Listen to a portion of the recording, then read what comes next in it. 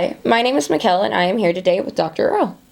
Hello, hello. Hi. So for today's video, we're going to be going over the do's and don'ts that you should be doing at home with your knee pain. And to follow that, what are the things that you would prefer people with knee pain to do at home versus not?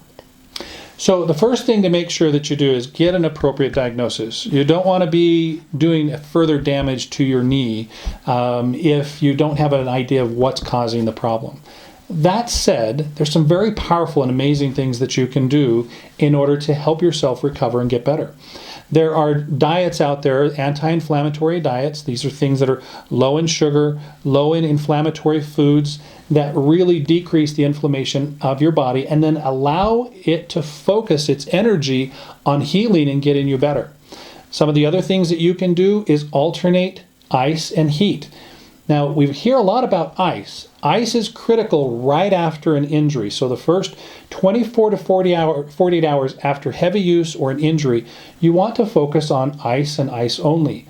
But after that, you can start to alternate heat and ice with a very powerful effect in your body. For example, ice causes the tissues to constrict and contract.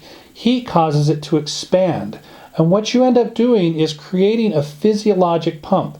So the ice pushes toxins and inflammation and irritation out, and the heat then draws in oxygen, nutrients, and blood supply. And so you can start to do that on a frequent basis. How frequent? Several times a day, and really start to notice some dramatic changes inside of your tissues that are injured. The final thing that's really important for you to do is stretch and get plenty of exercise with what your body will allow you to do. A body in motion will typically stay in motion, and that is so true with our human bodies. If things start to freeze up and we let that happen, it can only get worse. With all of these different treatment options that you can do at home, certainly if you find you're not getting better, then an evaluation at Denali Medical can be very critical for your overall progress and improvement. Perfect. So if you have any more questions in regards to what you should or shouldn't be doing at home with your knee pain, please feel free to visit denalimed.com and we'd be happy to help.